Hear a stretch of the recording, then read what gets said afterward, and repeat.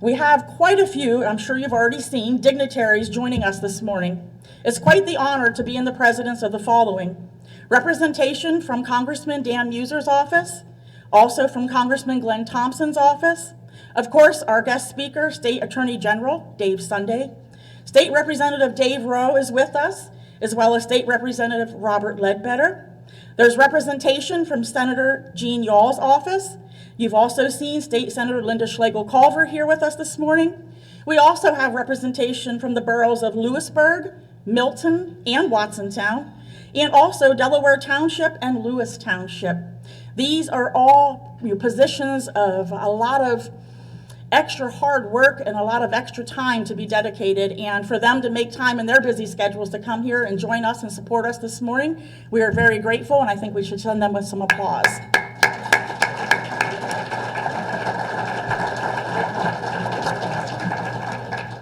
If you're unaware, the Central PA Chamber Business and Education Association makes it possible to fund students to come to such events.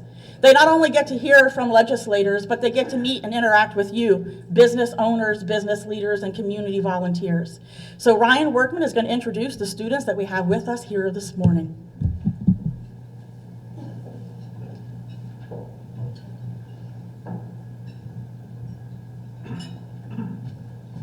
Good morning, everyone.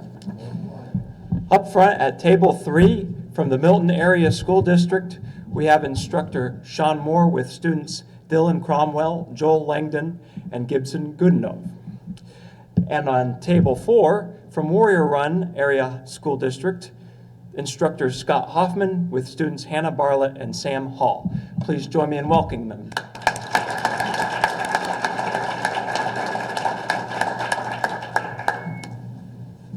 Like all Central PA Chamber events, they're not possible without sponsorship.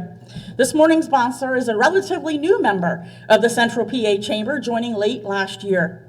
They took an immediate action to become a member and take advantage of their benefits. And how many of you knew that April is Community College Month? Huh? The folks from the community college.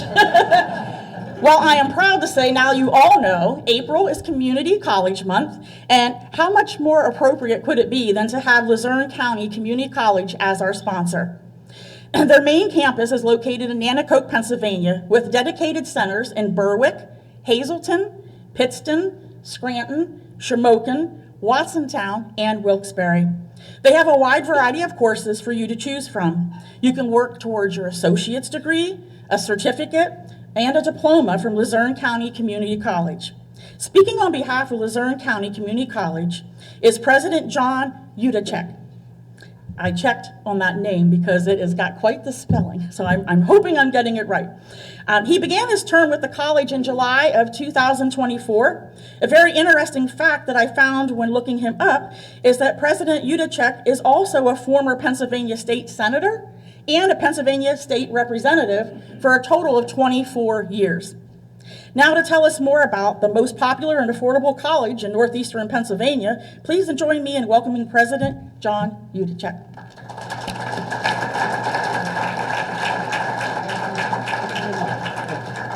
Thank you. What a very kind introduction and a warm welcome. Good morning. Welcome to Watsontown. It was a beautiful drive down from Nanticoke, from our campus in Nanticoke this morning. It's a great pleasure to be with you. As you heard, I'm John Udacek, president of Luzerne County Community College, and did have a former life in the legislature. I'm very pleased to see some of my former colleagues here, Representative David Rowe, Representative Robert Ledbetter, and Senator Culver, who I had served with in my time in the House and the Senate, and served with her former boss, Merle Phillips, who was a dear friend. And of course, I see Nick Troutman from Senator Yaw's office. Senator Yaw and I were co-chairs of the Environmental and Energy Committee for just about a decade in my time in the Senate. So it's great to be with many of these great leaders and to share with those great leaders there is life after politics. There is. And it's great to be with our Attorney General, esteemed Attorney General Dave Sunday. It was great to see him up in northeastern Pennsylvania yesterday with our Luzerne County DA, Sam Sangladolce, talking about a real crisis that we have in Pennsylvania, and that's the crisis of the shortage of municipal police officers, a shortage of nearly 2,100 vacancies throughout municipal departments in Pennsylvania. Luzerne County community is blessed to be currently an applicant to the Municipal Police Commission to become an Act 120 Municipal Police Training Academy, something that we would hope could serve certainly the communities here in central Pennsylvania. When it comes to community, there's nothing more important than public safety. And Attorney General Dave Sunday's doing it 24/7, 365 days a year, making sure that most important feature of our community, public safety, is priority one. And so we look to partner, as I learned this morning, with Attorney General Sunday, a proud graduate of Harrisburg Community College, one of the 15 community colleges in Pennsylvania. We look forward to working with them if we are fortunate to advance that Act 120 Municipal Police Training Academy so that we can put more police officers on your streets to keep your communities safe. I want to thank TJ, IKEA, not an easy name either, so we're maybe brethren in that difficult. Thank the Chamber, and I want to thank all the members that showed up here today, folks that have come from Columbia, Montour, Northumberland, Snyder, and Union counties, and who have so warmly welcomed Luzerne County Community College into the Central PA community. We have a saying at Luzerne County Community College: community is in our name, community is in our mission, and community is what we are building each and every day by investing in students who will fill the workforce needs of the region and drive economic growth in Pennsylvania. Luzerne County Community College is the largest, most popular, best quality institution of higher education and workforce development programming in northeastern Pennsylvania. We have more than 8,000 students, credit and non-credit. We have more than 37,000 alumni who are a driving force of the regional economy. We are producing talented, skilled workers in many fields, everything from the health sciences and nursing and surgical technicians to the building trades in welding and the HVAC and plumbing and electricians. We are touching every facet of the economy: dental hygiene, teaching, early education. Luzerne County Community College is a critical partner with the Chamber of Commerce, with business and industry to fill the workforce needs of Pennsylvania. With tuition set at just $150 a credit and at $3,300 a semester, Luzerne County Community College is the best, most accessible pathway for a debt-free college education for most students. Last year, more than 85% of our students received some form of financial aid, $13 million in direct student aid from the federal government, and up to over $700,000 in scholarships from our very own Luzerne County Community College Foundation. As was noted, we have a footprint throughout northeastern and central PA, 8 locations serving the needs of central PA and northeastern Pennsylvania. We have some very big announcements that are on the horizon, announcements that are going to talk about our partnership with the PASHE system, with our sister system in the PASHE, thanks to leaders like Senator Culver as the Senate Chair of the the Senate Chair of the Education Committee. New reforms have been passed in Pennsylvania that guarantee junior status. That means all credits transfer to your junior year at a PASHE system like Commonwealth University. So we are going to partner with our regional PASHE system universities at Luzerne County Community College so that we can produce 4-year degrees at a lower cost and in a more efficient time frame, again, reducing the debt burden to students, giving students an opportunity at a free college education, or at best, a debt-free college education. I'm blessed. I'm the last of 8 children of Joe and Sally Adichak. How they sent me to college, to Penn State, and gave me a debt-free education, I still will never know. They were blue-collar workers. It's the story of northeastern and central PA. Parents that wanted a little bit better for their children. I'm the last of 8. I'm able to go to college. They gave me that debt-free education. Fast forward several decades, I'm now sending my 4 daughters on to college. There's no way to provide them a debt-free education. Something has happened in the landscape of higher education. We're trying to address that change, and thanks to leaders like Senator Culver and Act 69 of 2024, which guarantees junior status for community college graduates at the PASHE system, we have a pathway now. We have a game plan so that you can go to a school in your community, you can graduate in your community, and you can work in your community and not take the burden and debt of a higher education into your new job. We're very excited about these new partnerships. We're also forming regional alliances, and I'm sure that there are some folks here from the Career and Technical Center space in the area high schools. We are looking to form allegiances with the Career and Technical schools so that we can have juniors and seniors in our high schools and our Career and Technical Centers find a pathway to a post-secondary credential, whether that's in welding, HVAC, electrician, or in technology. There's going to be a big technology boom in Pennsylvania. You're going to see the development of data centers throughout northeastern Pennsylvania. New jobs, many of them in the construction trades, many of them in technology. Luzerne County Community College is going to play that workforce development role and partner with our area high schools and our career and technical centers to make sure that we have a workforce development pipeline to meet the needs of the Pennsylvania economy.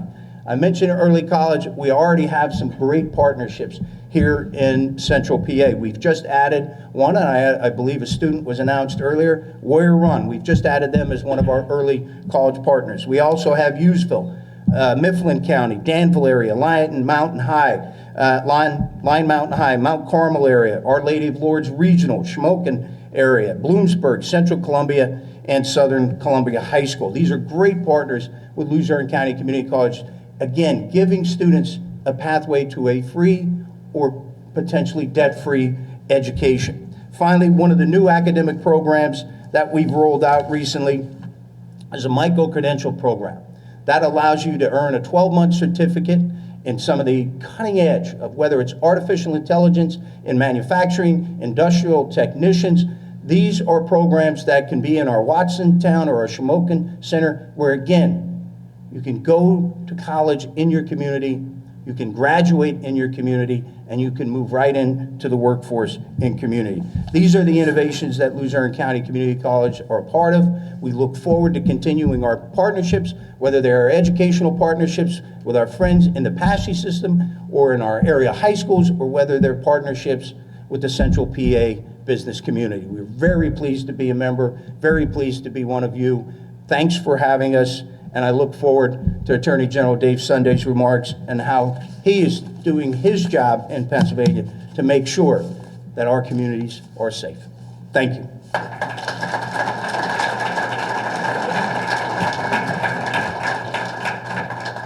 Thank you again to Luzerne Community College. We actually have some beautiful booklets that they gave us earlier this week on the table, so when you're headed out, please be sure to grab one. And we also put a little gift up here. It's really been great the last few weeks with the weather. So this weekend, hopefully, you can put a cold beverage in here. So we have some canned koozies there while they last, so help yourself on the way out. This morning's speaker, it's the first time to our knowledge that he has been here in our region since he's been sworn in January. And I've been doing these events for many years, and I've never seen the fanfare and the folks that gathered around on one when they came in as our speakers. So I'm glad you got a little time to eat breakfast. I was trying to make sure you got some breakfast. What we will do after he concludes speaking is he's going to stay up here and do a 15-minute Q&A. I encourage you, he's made the trip, he's dedicated this time. That's a time not to be quiet and sit on your hands, it's a time to ask questions. So when it's that time, Jessica or Ryan will be coming around with the microphone. If you would introduce yourself and who you represent and then say your question, that would be greatly appreciated. So this morning, I wanted to share with you some research that I did, and I am really excited to have the privilege and the honor to introduce someone such as our Attorney General. The role of Attorney General carries with it duty to protect and serve all Pennsylvanians. Today's speaker, Dave Sunday, is an Attorney General for all Pennsylvanians. He listens to, respects, and hears the voices of all citizens. Like many of you joining us today, Attorney General Sunday has no pride in authorship. He doesn't care who gets the credit. It's the mission that's achieved that he cares about. In building his transition team, he didn't look at party affiliation or whether they supported him or even agreed with him.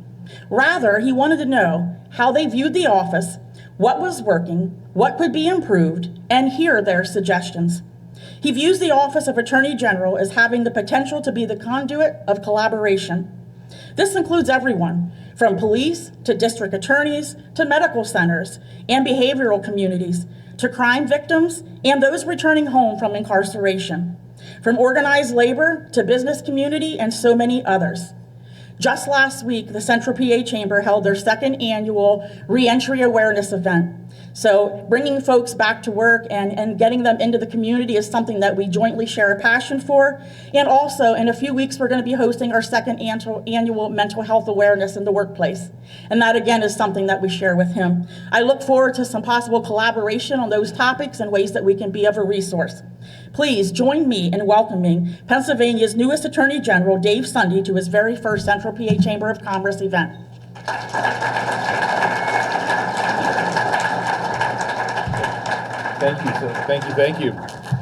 Thank you so much. I appreciate it. It is an absolute honor to be here with everyone this morning. I'm sorry that I'm sorry that there's cameras here now to watch you this morning. I'm sure that, but it'll be great. Don't worry about it. There's some wonderful people here I want to comment on. First of all, Luzerne County Community College President, former Senator John Udacek. Thank you. It's awesome to meet you this morning finally, and we talked a little bit about community college, and we'll circle back on that. We have Senator Linda Schlegel-Culver. Where is she? She's here somewhere. Linda, nice to see you as well. We also have two state representatives, David Rowe and Robert Ledbetter. And I just wanted to say, if anyone has any questions for me during the Q&A and I don't have the answers, I would direct those right to the state reps, because I'm sure that they'll be able to figure it out. Am I wrong? Exactly. So it's, like I said, it's an absolute honor to be here with you. The chambers are so important all throughout Pennsylvania, and they're important in so many different ways. One of the ways that the chamber is so important is it brings people together. Through the course of my time as a professional in life, going back, believe it or not, to when I worked at UPS, and all the way through to being a prosecutor, being a district attorney, the chambers have been great partners with us on some of the most important issues of the day. And that goes back to everything from reentry to other public safety initiatives, to the mental health crisis, and all kinds of things. I want to recognize the students that are here. So where are the community college students that are here? Are there any students here? Or did I make that up? Are there students here? High school students? Okay, so you're right in front of me. Oh, this is great. So I won't pick on you, but it might come up. We'll see what happens. We'll work through it. So you're the high school students, right? And over there too. So you guys excited to be here? Yeah, fine. What's that? They're missing school. It's great, right? Before I really get into speech, I'll tell you something that I'm very happy about this morning. So by way of background, I have a 10-year-old son. And it's my wife, myself, and our son. And before I left, this is a 2-day road trip for me, driving around, speaking all over the state. And right before I left, we had a little bit of a disagreement in the house. And here's what it was. And I found out the result of it this morning, that's why. So my wife said to my son, and I'm glad that he's young, he's 10, so he's not watching this, but she's like, I think we need to toughen you up a little bit. She's like, you're gonna take karate. And he was like, no, I'm not taking karate. And so this was right when I was walking out of the house, okay, to go on this 2-day road trip. And so I'm walking out, and he pulls me aside, my 10-year-old, and he's like, Dad, he's like, listen, here's what I need you to do. Tell Mom that I'll do tennis. He's like, I will go back and do swimming again, but I do not want to do karate. And I was like, man, I don't know, we'll see what happens. And so I tried to have that negotiation on the way out the door. My wife just gave me the look. I left on my way, and guess what? He ended up going to karate. He loved it, and so I'm so happy about that. I'm so happy this morning about that, because it's the little things, right? It's the little things in life that make it so much better. So most of you here I have not spoken to before, and so I want to tell you about myself, who I am, my bio, what got me here as Attorney General, and just generally, who I am. So to begin with, I grew up in central Pennsylvania. I grew up in Harrisburg. My mom's family is from Shamokin. And so every time we had any type of family reunion, can anyone guess where it was? Knoebels, you are correct. Knoebels with the Phoenix, right? Isn't that the roller coaster, the Phoenix? At Knoebels, my mom grew up on Cole Street. She actually wears a little polished piece of coal on ring because our many relatives of ours, were coal miners and they died of black lung, and so it's something that's always been a part of our life. I was a little bit of a so the high schoolers here today, you guys, I can tell you are on your game. You know what I mean? Like you have everything figured out. I was not like that. So when I was your age, I was the exact opposite. I had no idea what I was going to do with my life. It wasn't good. So when I turned 18, I decided that I was just going to go join the military. I felt that I needed discipline. I felt that I just wasn't ready for college. And so I went to the recruiter. Now, are there veterans in here? If there are any veterans, raise your hand. Oh, there's a lot of vets in here. Thank you for your service. That's awesome. So I've told this story a couple times in the last few days because I feel like it's appropriate, and I'll tell you. So I decided to join the military, but I didn't know what branch I was going to join. And so back then, you go to the shopping mall, and you go to the mall, and at the mall, there's like recruiter stations, and you literally walk through each recruiter, and you're shopping essentially for your future, right? And so I went to the Army recruiter, and he was a really nice guy. It was great. I then went to the Coast Guard recruiter. Loved the Coast Guard, talked to the Air Force recruiter. There was no Space Force back then, so there was no Space Force recruiter. And then I came up to the Marine. Now, are there any Marines in here? Semper Fi? All right, you'll appreciate this. So I'm staring at the Marine recruiter, and he's kind of a big guy. And by way of background, my dad was a Marine. So my dad was a Marine, and then he became a public school teacher. And so I'm looking at the Marine, we're staring at each other, and you know what? He started to remind me a little bit of someone, and it was my dad. So I'm sure everyone here can guess what I did. I walked right past him. Yep. And that is how I joined the Navy. That's exactly what happened. That's a true story. And so I got to the Navy recruiter. And back then they didn't have we had like books with pictures in them, and so he kind of broke out like a folder, and they were showing me pictures of what the Navy life was like, and it was like people playing beach volleyball and doing all kinds of things, and so signed me up. I signed right up. I went home, told my parents I just joined the military. I was 18, and off I went. And I will tell you, I at no point played beach volleyball in my entire 4 years. I actually spent most of my time on deployment. So I was on a small ship, a guided missile frigate, smallest warship in the Navy. We were deployed for pretty much 3 of the 4 years I was there. I was all over the world. I was in Desert Strike in the Persian Gulf. I spent time in Africa. I spent a lot of time in Central and South America doing counter-drug operations, where we would board drug runner ships. Back then, this was from 1994 through 99. Back then, it was powder cocaine was the drug that was mostly coming up here into the United States. And so that's what we did. And so those were my formative years when I was young. And one of the greatest blessings in my life is the fact that I did that.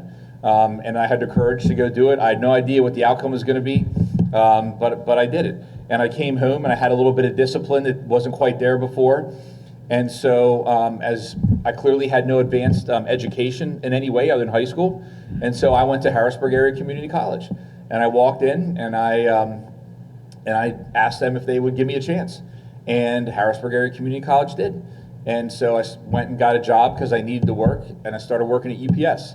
So I went to HAC all during the day full time, and I worked at UPS at night, and then I went to Penn State Harrisburg during the day and kept working at UPS at night, got my undergraduate degree in finance, and then I sort of switched things and I worked at UPS during the day, and then I went to law school at night. So I worked at UPS for 8 years, all through college and law school, and I know that there's, we have a esteemed community college, some of their leadership in here, and I want to make it very clear, I have such a soft place in my heart for community college. I mean, if it wasn't for community college, I have no idea where I would be. They gave me a chance. They gave me an opportunity. For those of you that are in the military, when you come back from deployment, You don't quite hit your study skills, aren't quite on task. And they were very, very supportive of me as a returning veteran from deployment. I'll never forget it, changed my entire life. And so I applaud anyone that works in community college, and I think it's a great way to start your career. And so I just felt that it was important to put that out there. So after I graduated from law school, I met my wife. She's from Sri Lanka. And so she moved here to the United States. She was 2 when she moved here. She's a naturalized citizen, and we have our son who's 10. As you just heard about him, he's going to be a karate champion, I guess. Or not. We'll see how long it lasts. So she and I then got a job. We both got jobs in the York County Courthouse. So that's where I made my bones, for lack of a better way to put it, as a prosecutor in York County. So other than my good friend Bob Riley there, does anyone else here know York County? Have you been there? You're familiar with York?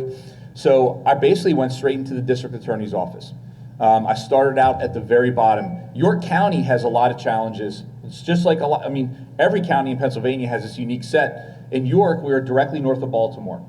And because of Interstate 83, that creates, I hate to say this, but like a super highway of drugs. And so I was a young man, I walked into the courtroom and I just started prosecuting cases.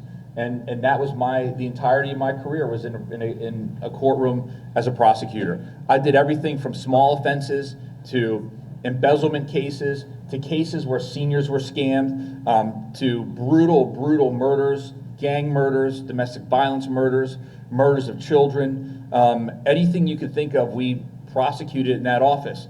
At the time I started in there, we were like, I think we were 3rd or 4th in the state for the amount of criminal cases, around 8,000 annually. And so as the years went on, I loved being a prosecutor. I loved fighting that fight. I loved being in front of juries. And I felt like what I was doing really mattered. But as time went on, I realized that there is more to public safety than just putting someone in prison. And putting someone in prison is very, very important under the right circumstances. But if we truly care about community safety, we have to address the things that are driving that crime in the first place. And so in particular, my life changed when I was assigned to work with our coroner on the opioid epidemic. I didn't realize the depth to which the opioid epidemic was decimating families in York County. I had no clue until I took a dive into it. And what I found out was there was no family that was untouched. There was no neighbor that was untouched, no workplace that was untouched. And it was to the point back then when no one was even talking about it, right? People kind of knew it was happening, but no one was really talking about it like they are today. And so what I looked in our prisons, and I looked to see how many people are here because they're addicts that are committing low-level offenses. How many people have committed serious crimes that never got treatment along the way, and would that have changed their life? And I can tell you as a prosecutor, when you've sat with victims for an entire career, and you talk to people whose loved ones have been murdered, where their homes have been robbed, where horrific things have happened, I promise you, there's nothing they want more. Well, they want justice to be done, but there's nothing they would want more than it to have not happened in the first place. And that is so unbelievably important.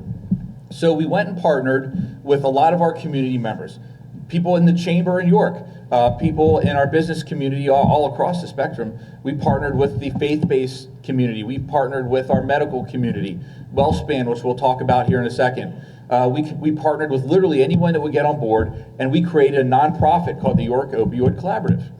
And the whole goal of that is to work with parents and to help parents who've lost their loved ones to addiction, to help parents who are fighting to keep their loved ones alive, and to help increase access to treatment for people that are suffering from addiction.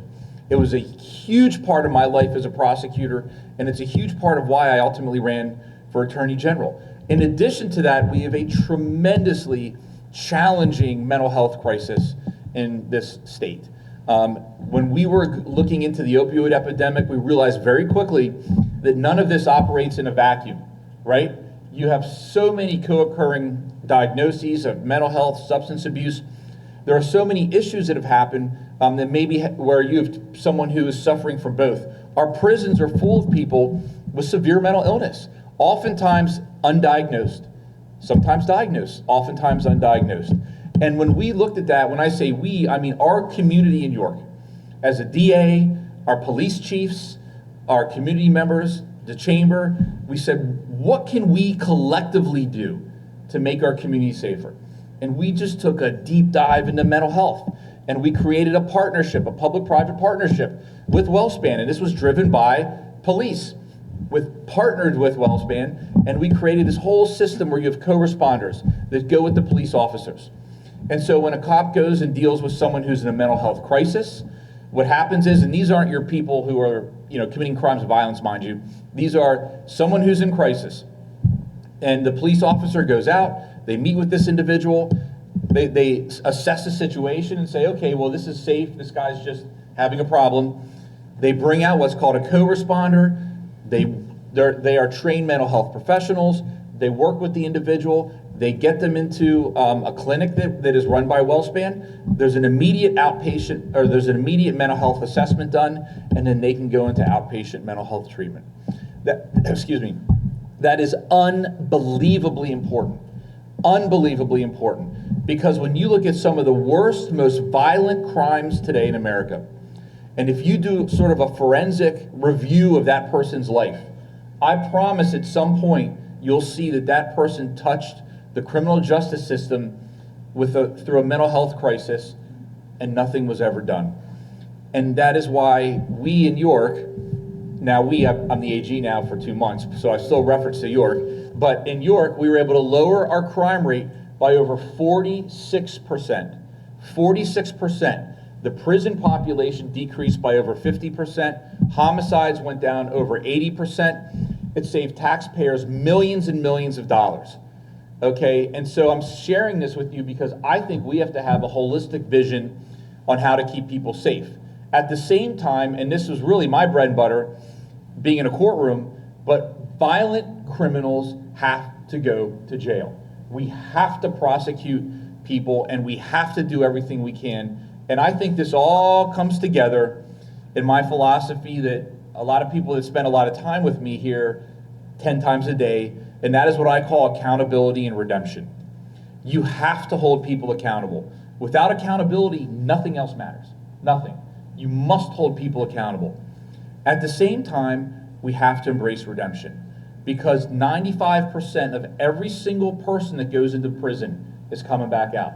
95%. Be it a DUI, be it some theft case, whatever it might be, when they go away, they're coming back. And these are friends, family members, co-workers, neighbors. And I don't know about you, but as a citizen, I want that group of people to work. I want them to have a job. I want them to have a career job. I want them to take care of their families, because I believe that the family unit, whatever that looks like for you, is the building block of our entire society. That's very, very important. We want to keep families together. And I never forgot this, because when I worked at UPS, there's a method to my madness to talk about UPS, by the way, but when I worked at UPS, I worked with people every day who might not have made the right decision in the beginning. Every day. And I worked with these people, and guess what happened? Magic happens. When you work, and you have a job, and you get paid, and you realize that you have the power within yourself to change your life. And you don't need government to do it. You don't need someone else to do it. You can do it yourself. And I watched it every day, and I never forgot it. So we then partnered with our community foundation, right? With our Manufacturers Association, and we created this entire initiative called the Reentry Coalition, where people, after they've been held accountable, this isn't get out of jail free, after they've been held accountable, we help connect them with employers. It could be welding, it could be HVAC, it could be anything. We have people going to union jobs, non-union jobs. But what's happened is, through this, that is one of the main reasons why we were able to lower our crime rate. So, this is not easy. It's hard, and it takes a lot of work, and I know that this group here, from my research on you, these are things that you care deeply about. Mental health, substance abuse, employment. Community college is amazing. It's an amazing opportunity for people to get jobs, and the more people believe in themselves, the better that we're going to be. And so that's my philosophy of accountability and redemption. I certainly would be more than happy to talk about that to anyone ad nauseum, because it's something that I feel is a key to societal health and happiness. I ran on this as I ran for Attorney General. I have not stopped talking about it. I'm not going to stop talking about it, and I'm going to push as hard as I can to make sure that we are in a place where we can move the ball forward. And I will say, and this is an area where the chamber can come into play, is a lot of these things that our elected officials do, like the big issues of the day, don't fit nicely into the 2-year and 4-year cycles, right? And so we can't wake up one day and tweet like, hey, we crushed the mental health crisis today. Like, that's not a real thing. And so we all have the courage to attack long-term problems with the knowledge that we may not see the outcomes. It could be for a decade. And so one of the places where we've seen so much success is through the public-private partnerships. It's through working with places like the Chamber. And so I'm just very proud to be here, and I hopefully we can collaborate on all kinds of things. Now, my Deputy Chief of Staff, Ben Wren, is standing back there, and what happens is, as we talk, right now I guess I'm the only one talking, but as I talk and I say things and people are kind of nodding, I'm like, yep, we're going to do that. So Ben gets a whole list of fun stuff when we walk out of here, but I promise you he'll follow back. So about the AG's office. I want to talk a little bit about the AG's office and what it is, and about the different sort of sections in the office. A lot of people don't know what the AG's office actually really does. So the AG's office, every AG's office in the country is different. Every single one. They all have different duties. They have different legislative mandates. Some are elected, some are appointed. Some are appointed by the governor, some are appointed by judges. Every state's completely different. And in Pennsylvania, our Attorney General is Pennsylvania's Chief Law Enforcement Officer. And that's very different than a lot of the other states. A lot of the states, the Attorney General doesn't have any criminal authority at all. It doesn't exist, okay? A lot of the states, it's only civil. Everything's different. And one thing about Pennsylvania is we have a very large criminal section. And we have a lot of duties in the Attorney General's office that are absolutely critical for public safety. So when you look in our criminal division, first of all, we get cases come to us from the district attorneys. Maybe they have a conflict, maybe their resources aren't enough to do it, so they'll send it to us. It might be multi-county investigations, where you need someone that can bring all those counties together. We have investigative grand juries all across Pennsylvania. Any case that comes out of those, we prosecute. We have statutory mandates. We prosecute child predators literally every day. That is one of the main focuses of our criminal division, and in today's world, that is really, really important. You guys know, I'm sure in business, there's this thing called AI, you're seeing it every day, but the reality is it's also creating a lot of problems with regard to public safety. Children every single day are on the other end of someone trying to get to them with nefarious purposes, every single day, through anything that touches the internet, be it an iPhone, a gaming system, laptop, computer, iPad, whatever. There are ways that people are trying to get to our children. And so it is absolutely crucial that we stand up to that, and we prevent and we also prosecute. And so that's a huge part of this office. We have a human trafficking section where we go after human traffickers, organized retail theft. We have a giant drug strike force that is all over Pennsylvania, working undercover to arrest the serious drug traffickers that are just pumping fentanyl and crystal meth and whatever else all throughout our community. We have gun violence task force. We have a huge insurance fraud section. We have a public corruption section, which does very important work holding our elected officials accountable. We then have, moving away from criminal, we then have the public protection division. So we have a lot of seniors in Pennsylvania, one of the second highest state in America for the amount of senior citizens. And I don't know about you, I use my mom and dad as examples for all this stuff. My mom's 80, my dad's 82. We got a lot of, and so they get scammed from morning till night, literally from morning till night. These are sophisticated people. They're getting older. They're getting a little bit confused. And every single day, someone almost gets them. I take this job so unbelievably seriously, protecting seniors. God willing, all of us will be there someday. And we have a right to know that our money's protected. And the scary thing is the technology is moving so fast because of AI. It's moving so fast. It moves faster than what police can keep up with. And so because of that, we have to work on prevention. We work on identifying people that are doing it. We will mediate to try to get money back for people who have been scammed. It's a huge, huge part of what we do. A lot of people don't know this, we have a huge civil division. And the job of the civil division, we defend every single Commonwealth agency that gets sued. So, I'm not advocating for this, but let's say someone hits a pothole and you would like to sue PennDOT. Again, that's not something I'm advocating for. It's an example I'm using for purposes of this conversation. When you do that, if you would do that, an attorney from the AG's office is who defends that case. So every single agency, when they get sued, we represent the Pennsylvania State Police in all matters. We represent, like I said, PennDOT, whoever it is, we represent them in court. Another job, and this is an extremely important job of the Attorney General, and this is by law, and this is different in Pennsylvania than it is, again, in a lot of the other states. The Pennsylvania Attorney General shall defend the constitutionality of Pennsylvania statutes, period. So, when our legislators, when they create law and they send it to me to defend it. That is my job. And this is really important because nowhere in that statute does it say, you shall defend the statutes that you like. That's not in there. It says you shall defend the statutes. And so I have taken an oath to defend the statutes, whether I like them or not. And that is so important because if I pick and choose what laws to defend, then how can they do their job? Because they would never know if someone was going to protect and enforce the laws that they create.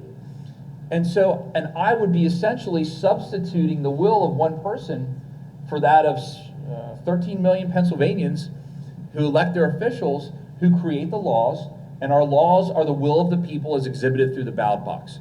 And so to that point, I think so far in my 2 months, I've successfully irritated the entire political spectrum because of all the cases I've defended, and I will continue to do so because I firmly believe in government. We have to get back to basics. We have to get back to our core functions. What is your job? Do your job. Stay in your lane, because when you're operating in everyone else's lanes, bad things happen. And so that's the way that I'm approaching this. In the first few months, we have had a lot of issues with Medicaid fraud. We have a huge Medicaid fraud component to the office. And in fact, we recovered more than $11 million in misused Medicaid funding through criminal prosecutions in the Attorney General's office. We found out that recently that we actually, we are third overall in Medicaid fraud convictions in the entire country. That's something we're very proud of. That's a big, big deal. And I want to say that Medicaid fraud units across this country recover about $3.46 for every $1 spent by those units. So anyone here who has any budgetary control of the Medicaid fraud unit know that for every $3.46, let's see, we recover $3.46 for every $1 spent. I'm a big believer in working to the extent I can in a bipartisan fashion. I was just appointed last week to be the co-chair of the National Association of Attorney Generals Consumer Protection Committee. And so the AGs all around the country work together on all kinds of issues. We have a Republican and a Democrat co-chair for that.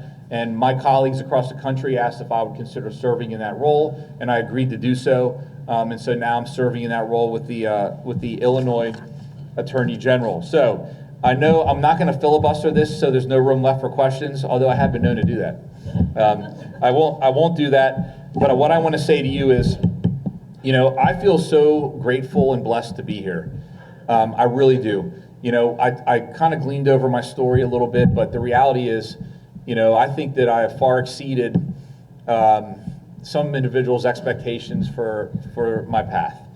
And, you know, every step along the way, you know, I told myself, because, and this is an important lesson for the young people here, you know, when I joined the Navy when I was 18, I kind of looked around and I said, you know, God, the world's moving past me. And for anyone that served, they know, like, when you're on deployment, like, the world moves on, and you're doing your thing, and you're doing it for years. And when I came back and I went to community college, at first, you know, I was disappointed because, you know, I'm like, man, I'm so far behind. How am I ever going to catch up? What am I going to do with my life? You know, and I just slowly, methodically just plugged away. And I just plugged away. And I just kept going. And I kept going. And then I said I wanted to go to law school. And I'll never forget my mom, who I love very dearly. I love my mom. She's a wonderful person. If she has a snitch in here somewhere, Lee, tell her. You know, I love her. But I said, Mom, I'm thinking about going to law school.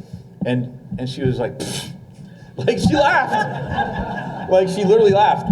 And she drinks tea, too. It was like tea spit. And I was like, you know, I was like, all right, well, we'll see what happens. So anyways, my point saying that is, I thought along the way that because I was at community college, because I had to work at UPS all through law school, that I went to law school at night, that I would forever be handicapped in my career. That was a mistake that I thought. But it was the exact opposite. The exact opposite.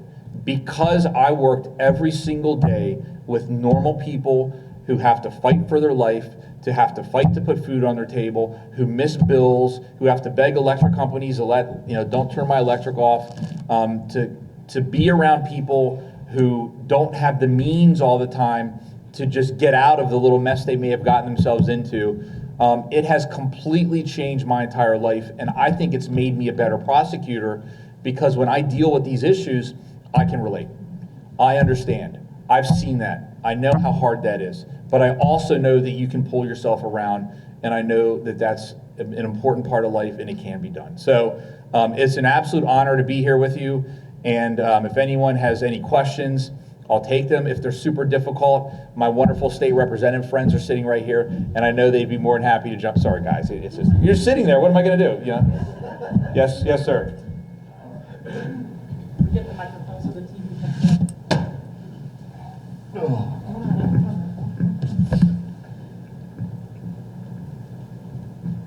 Thanks, Jessica.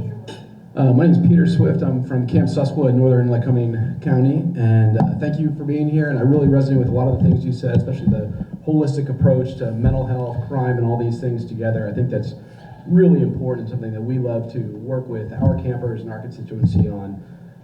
And also, I think that's one of the reasons you're here with the Chamber, because the best antidote to crime is a thriving economy and Yes. small businesses. So Yep. kudos to all of you and for the Chamber's work in that too. My question is kind of related to a question I had just not that many months ago at this same event. I was asking one of our elected officials about, actually congratulating him and thanking him for his support of regionalization of ambulance services in our area, which had a tremendous impact on our camp, which is in a very rural part of Lycoming County. Just a few months later, that regionalization program fell apart completely. In our region, we've also seen the regionalization of police forces from small townships. To be determined whether that's successful or not, but so far it does not look particularly successful. And that's just a concern for me, especially with, you know, Williamsport is the closest city to us, is a third-class city. What is your office considering, thinking, and doing about just the challenges of police forces and regionalization in smaller communities? Because that's a big thing for us. The response time for the state police at our camp can be more than an hour, just because Lycoming County is huge and there's not that many, and the local police can take just as long to get there if they're even on call at all. Right. So it's a concern for me as a camp director. There's a few, and I appreciate that question very, very much. So a couple things. So to start with, there's a bunch of issues that sort of are packed in there. The first one I want to start with is the fact that right now it's very, very hard to find people that want to be public servants, okay? Be it police, sometimes firefighters, volunteer firefighters, children, youth, and family workers, people that want to work at the AAA, for those that know what the AAA is, Area on Aging.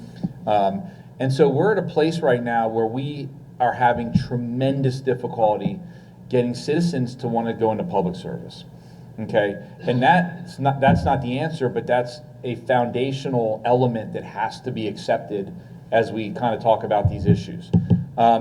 I've also seen the impacts of regionalization with police departments.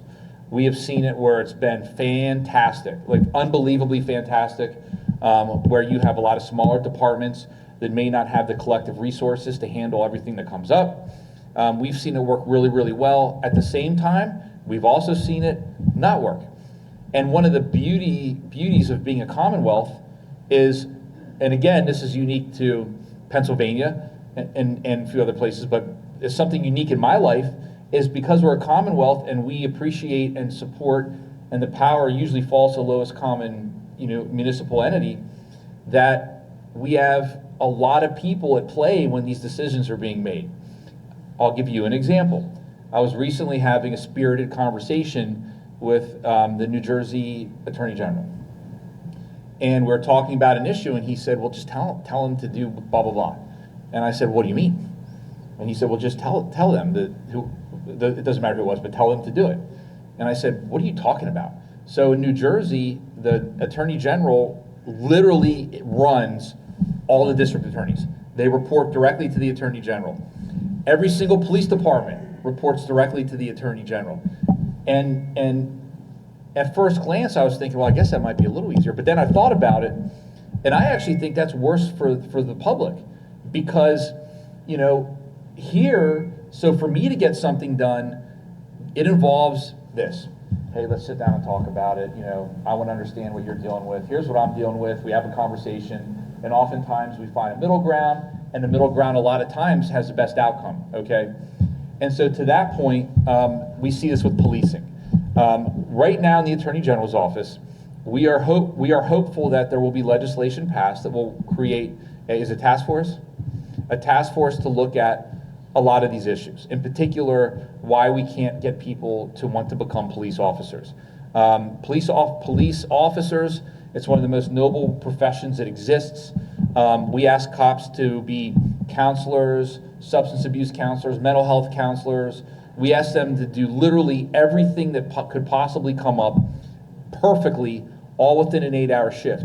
And that's not real, okay? But that's what we have done. And we have to fix that, and we have to make sure they have the tools to do the job. So, to this point, I want to say that rural policing, this is sort of part 3 of your question, rural policing is an issue that is similar to other rural issues. Access to health care, access to mental health care. These are all things I know right now that I am talking about and focusing on through the lens as AG to the extent I can. So, I really have no answer for you, other than these are really complex issues that we're working on, and I'm an open door. So if anyone has suggestions, if they have thoughts, and I mean this with all sincerity, where'd Ben go? Reach out, and we follow through. Like some of the best ideas that we have received have been from the public after meetings like this, where someone reaches out and says, hey, do this, or hey, here's a great idea. So my point is, please feel free to reach out. This is a big issue. I know how important it is, and my hope is that when we can answer why we can't get as many people to be police officers, then maybe that might help us with your situation. Thank you. Yep.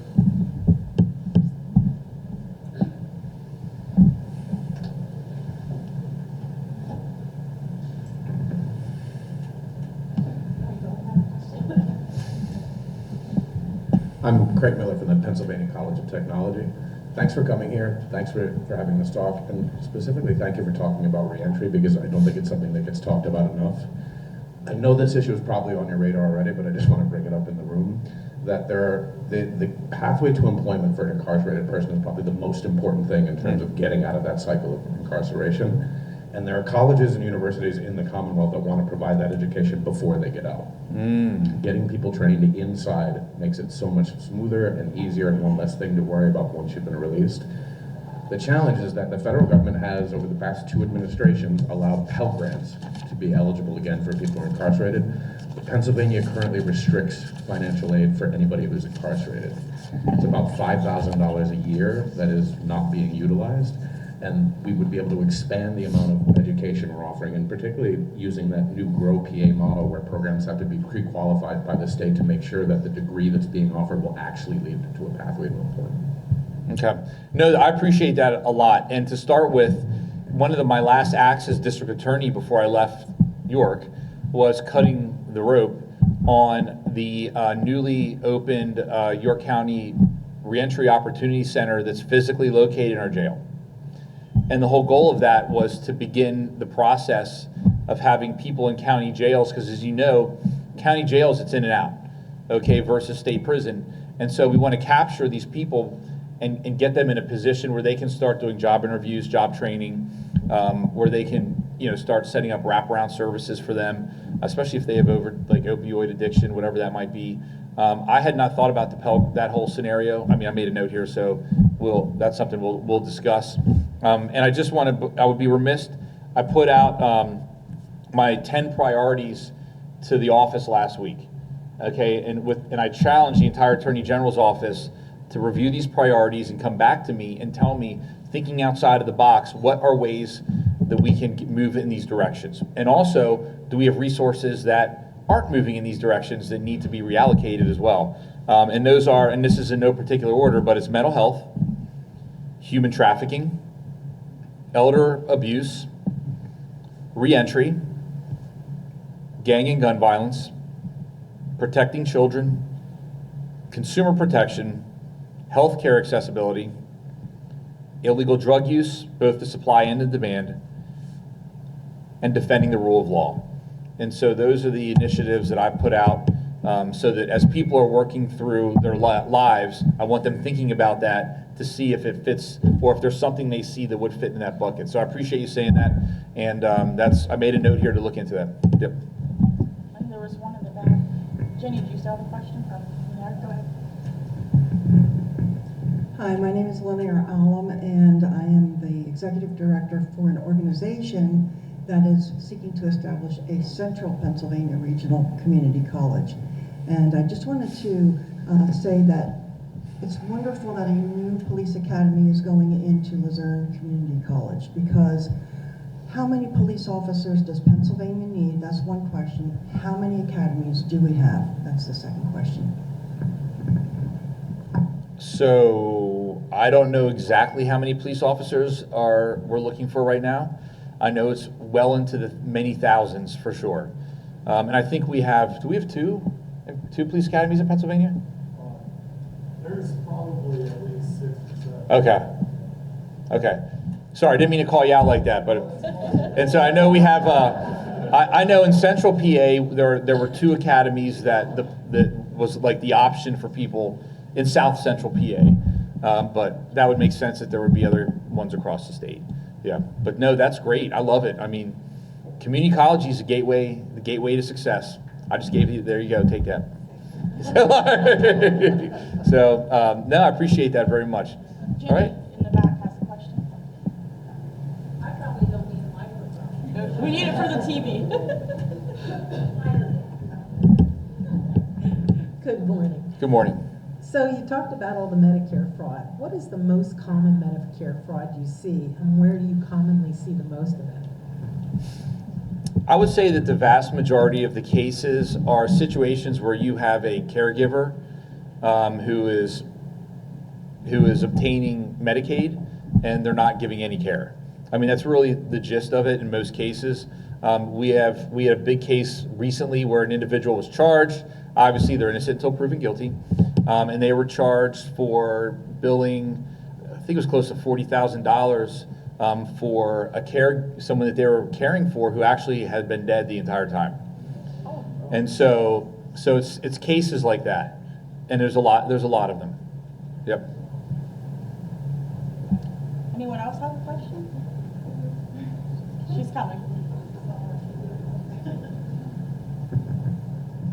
Hello, I'm Marcy. I am a volunteer with Haven to Home Canine Rescue. Some of you know me in here. I would love to talk to you about the new dog laws that went into effect that actually have hurt organizations like ours.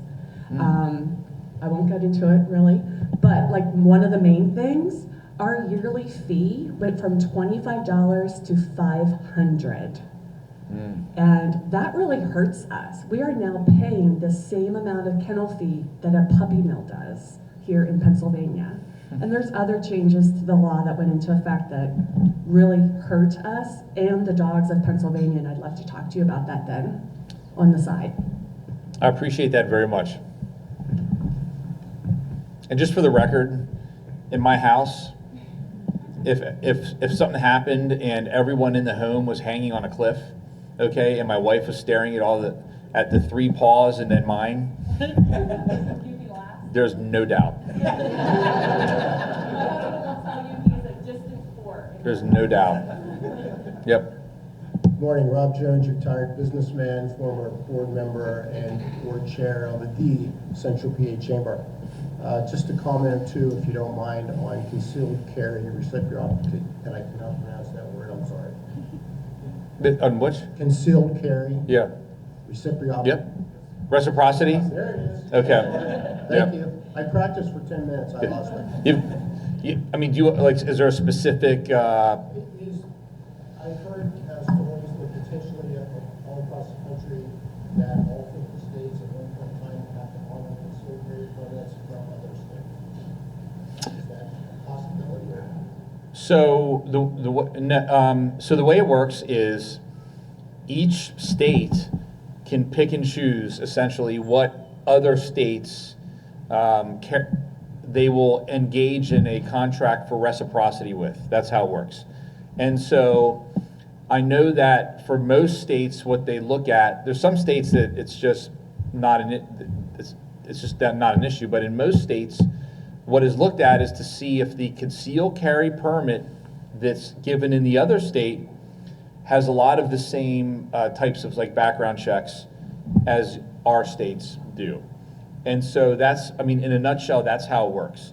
I'm going through the process right now of looking at our reciprocity agreements to see if there's any that should be amended, if there's any that should be changed for whatever reason, because everyone's, laws in this country change like by the day.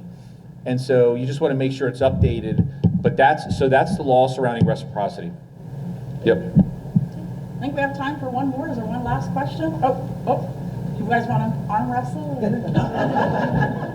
We'll make time for both of you.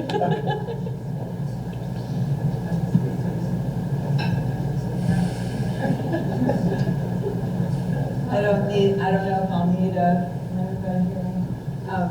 My name is Allison Hall with Remax Bridges. Prior to my real estate career 2 years ago, I owned a UPS store. Oh.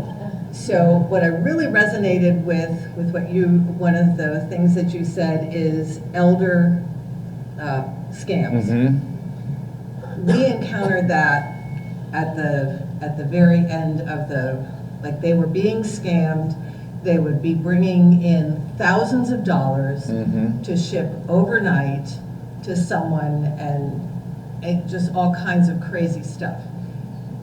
What can be done with, and I know I spoke with people at the local postmaster, the ship zone, and these people would shop, these older folks would know who they could go to send this cash out. What can be done from like a training perspective or to help local businesses that do the shipping and also the postmasters to let them know what to look for, and just an FYI for their employees, the red flags. I knew that when somebody would come in at the end of the day with what they said was a book to be shipped overnight and they needed a tracking number, those were my red flags. Right. And I contacted the local police, so there were some times where the local police would go to this individual and say, this is a scam. So that really bothered me. Over 15 years, it happened so many times, and it was like whack-a-mole. Mm-hmm. No, that's a great point. I wrote that down here about local business training. I mean, we do tons of training, and we're amping it up and doing even more every day to teach seniors on how to avoid getting scammed in the first place. I think that with this situation, the most important thing we can do right now is make sure it doesn't happen in the first place. And so, again, I go back to AI. The challenge is AI has made it so hard because for those that understand how that works, it can identify, it can bring certain scams with certain people together. Okay, it can identify what's the most likely scam that will get this person. It'll change voices on the phone to sound like loved ones. And so that's what we're focusing on right now. Great point you made. I wrote down here, local business training. And so we will definitely follow back up. Thank you. One final question. Thank you. I'm Mark Moyer. I work with Setabaid, which is a nonprofit organization that uses volunteers to work with youth and train them in diabetes care. The question is actually more of an explanation. Could you explain, because this has been very frustrating and I can't give answers because I don't understand it, the difference between there's 3 background checks that they require. We don't understand why a child abuse history clearance is required when what that usually should identify in our eyes would also show up on the state police report. Can you explain the difference? I've never heard anyone be able to explain what the difference is in that. And I can't answer my volunteers when they ask. I don't know the answer. Well, so a couple things. I know that for most organizations, I know they go with the Pennsylvania State Police background check. I'm not sure, I hate to call them out on this, but the police officer in here, do you have any insight into that? So the Pennsylvania State Police background check will only show like arrests and convictions. And as far as what details the child clearance portal shows, I don't know if there's input from, potentially children youth. Should there be someone who is found dedicated? So here's what I will do for you, because today's your lucky day. When you give me your email, and when I get to the office today, I'm going to have someone from our child predator section call you and explain it to you in great detail. Okay, great. That would be helpful. There you go. Done. So awesome. All right. Thank you. I appreciate it.